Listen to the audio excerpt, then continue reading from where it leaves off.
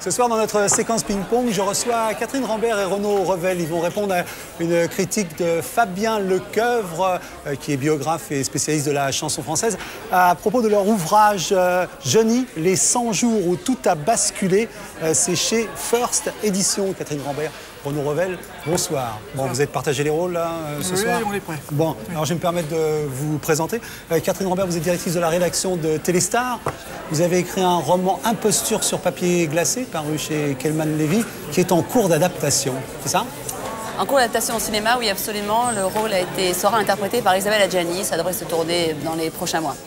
Alors pour vous, ce sera peut-être plus difficile d'adapter vos ouvrages. Hein. Vous avez fait quelque chose sur le grand gâchis de la télévision publique. Oui, oui. Est-ce qu'aujourd'hui, on ne pourrait pas faire un tome 2? On pourrait faire un tome 2, même dupliquer le même ouvrage de 10 ans après, il n'y a aucun problème. Oui.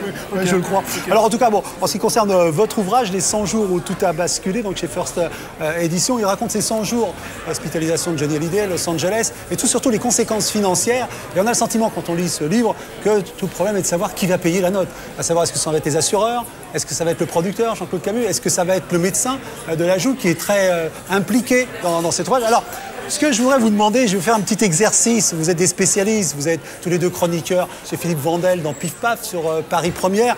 Alors, allez, c'est pas vous qui avez écrit le livre. Il arrive sur votre bureau.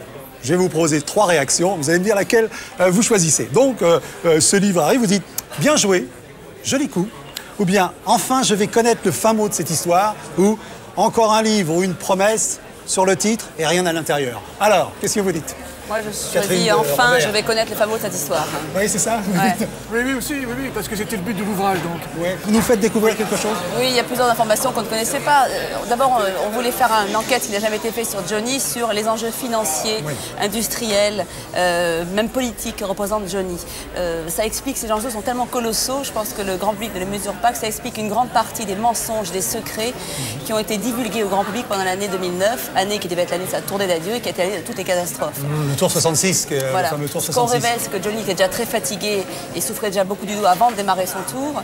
On révèle que quand il a été malade cet été, l'été 2009, qu'il a eu un cancer qui a finalement été révélé, on révèle qu'il avait déjà été plongé à ce moment-là dans un coma artificiel. Ça n'avait jamais été dit, ça on le révèle. Donc on découvre que c'est un homme de 66 ans, malade, fatigué, et qui, au moment de sa tournée d'adieu, n'est pas en état, visiblement, d'assumer une tournée aussi lourde que celle qu'il assume. Mais en même temps, un garçon plutôt rétif à être soigné, c'est moins qu'on puisse dire, parce qu'il n'est pas très obéissant auprès de ses médecins. Oui, rétif, parce qu'il a toujours été comme ça. C'est toujours quelqu'un qui a rejeté à la fois les médecins et son entourage, qui a toujours vécu assez seul, finalement, depuis 40 ans, et qui, d'un coup d'un seul, se retrouve quand même alité à Los Angeles. Et c'est vrai que pendant quelques jours, on a cru et tous pensé qu'il allait mourir. C'est quelqu'un d'ingérable. D'ailleurs, les assureurs qui assurent la tournée le savent bien, parce qu'à la mort de Michael Jackson, si les assureurs de la tournée demandent à Johnny de faire un check-up, c'est qu'ils savent bien que le personnage est compliqué, qu'il a un passif, un passé lourd. Et ils veulent vérifier et s'assurer. Vous savez, une tournée ratée, c'est le pire cauchemar des assureurs. Et ils ont voulu, eux, se border. Et ça s'est pas bien passé. Alors franchement, vous parlez de Johnny comme d'une PME, vous parlez pareil de Jean-Claude Camus comme d'une PME. Est-ce que Johnny risque d'être ruiné? Oui. Oui? Oui, parce que sa tournée s'est interrompue, comme on le sait. Les sommes en jeu sont considérables. Et tout dépendra de l'état de santé du personnage.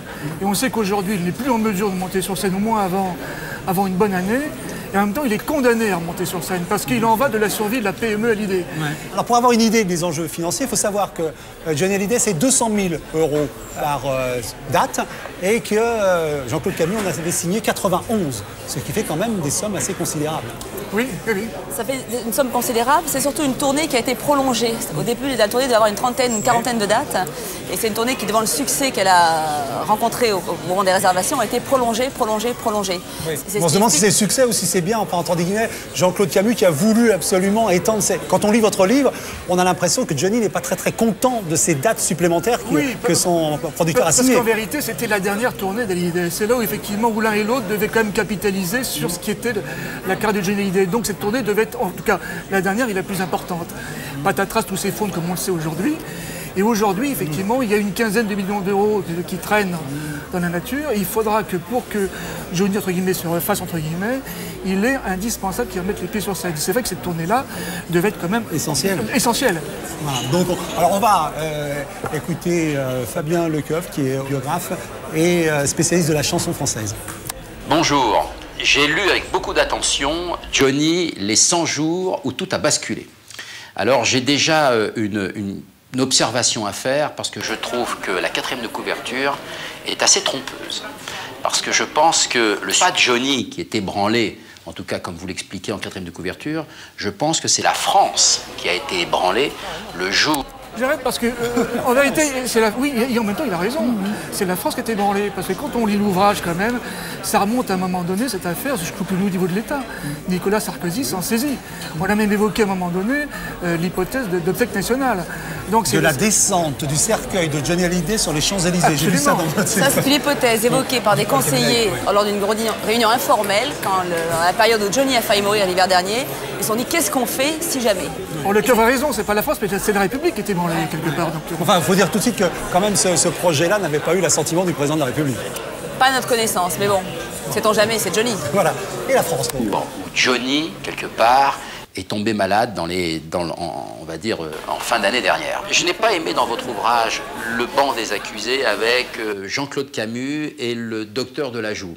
Je trouve que c'est un peu facile que de les avoir désignés comme des boucs émissaires, comme des gens qui ont une responsabilité. Alors là, il est totalement à côté de la plaque. On les accuse pas. Du tout. C'est pas un livre à charge, c'est un livre d'enquête. Et dans une enquête, on cherche où sont les responsabilités, qui a eu tort, qui a raison. Johnny a une responsabilité, Camus a une responsabilité, probablement de la Joux on a eu. On n'accuse personne, on constate.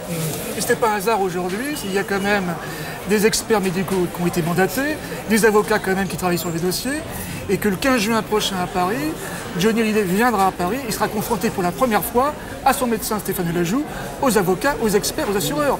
Donc c'est avant tout qu'une question d'argent, et c'est vrai que le face-à-face de Delajoux-Camus, il existe, puisque le premier a attaqué le second dans les tribunaux. Alors ils ont tous les deux un statut différent. Delajoux a le statut du bouc émissaire parfait.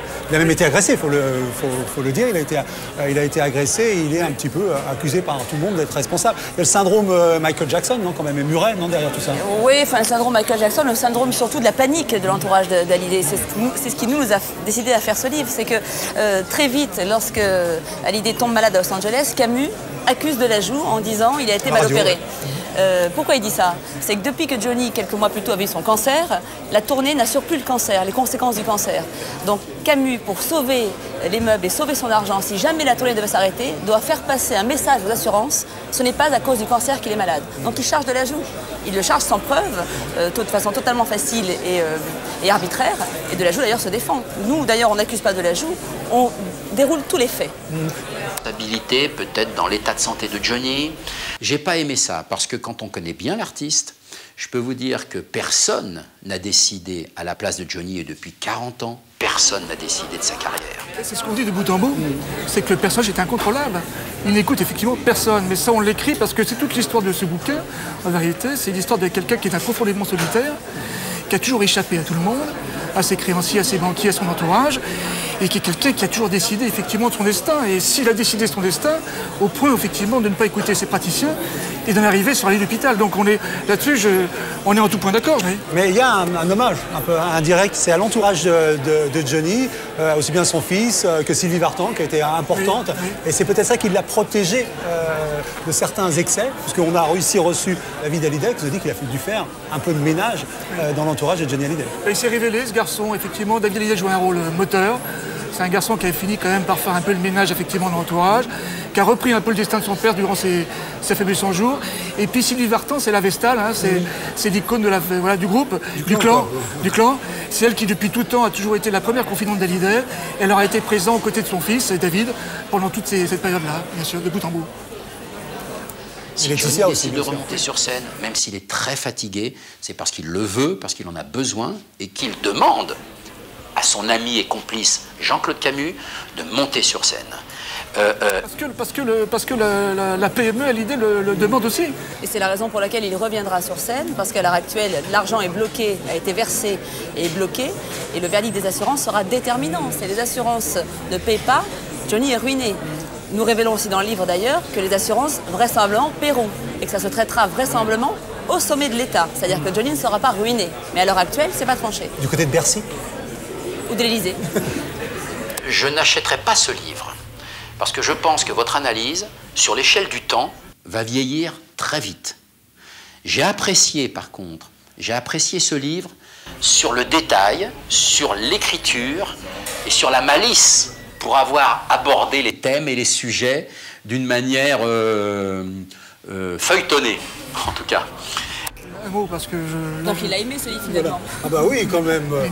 L'enquête, la malice, ça fait déjà deux bonnes raisons. Hein. Et je pense qu'il fait, hélas, fausse route sur la suite, parce que je pense que ce livre est totalement prémonitoire et qui se vérifiera dans les mois qui viennent. Prémonitoire de quoi pour vous? Il remontera sur scène.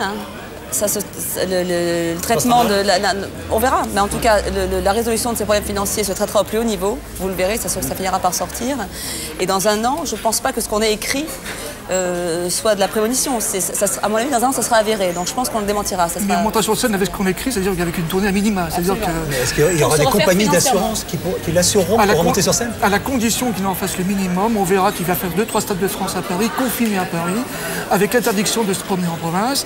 On va en tout cas lui imposer une tournée très rabougrie, parce qu'il en va non seulement de la survie du chanteur en question, et puis maintenant les assureurs ont compris, on ne joue plus.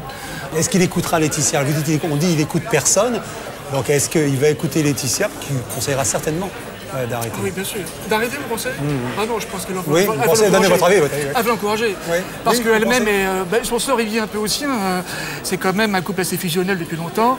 Et c'est vrai qu'elle a aussi bien compris les intérêts quand même de cette tournée. Non pas qu'elle est arc-boutée sur les résultats financiers de cette tournée, pas essentiellement, mais parce qu'elle sait aussi que c'est toute la vie de Johnny, quand même. Et ces deux petites filles qu'on voit un petit peu partout, ça n'a pas une influence quand on est Johnny Hallyday, se dire que bon, faudrait peut-être leur donner un peu d'avenir? Ça devrait, c'est une question. L'influence que ça peut avoir, c'est qu'il a conscience, Johnny, qu'il ne peut pas se comporter n'importe comment. Et il a conscience aussi qu'il a besoin de gagner de l'argent pour mettre à l'abri ses enfants qui sont très jeunes. Sa femme est très jeune, ses petites filles sont très jeunes, il les verra vraisemblablement pas grandir. Donc il faut qu'il les mette à l'abri. Donc ça lui a donné un petit peu de responsabilité. C'est sans doute pour ça aussi qu'il a fait ses compromis sur cette tournée trop longue, etc. C'est parce qu'il voulait aussi probablement engranger, lui qui n'a jamais été un grand capitaliste et qui a été un flambeur. Et qui a un train de vie considérable. Oui, ce qu'on oublie quand même, c'est quelqu'un. Le nombre de villas, ça va vous en parler. Il vit grand train encore aujourd'hui, sauf que son train de vie ne correspond plus avec la réalité de son métier maintenant. Hein. Et il gagne moins d'argent aujourd'hui qu'il y a 15 ou 20 ans. Voilà, bon. Donc si chacun veut se faire un avis sur ces 100 jours où tout a basculé, c'est chez First et c'est de Catherine Rambert et de Renaud Revel, et vous répondiez à une critique de Fabien Lecoeuvre. Il est de tradition de faire un petit coucou sympathique à notre critique, n'hésitez pas. Écoutez, je trouvais moi son résumé à l'effet objectif, nuancé, équilibré, on voit qu'il a lu le livre. Et moi je donne rendez-vous dans un an pour voir comment ça se passe. Voilà, bah oui. Et moi je vous invite dans un an. Merci Daniel, merci beaucoup. Merci beaucoup.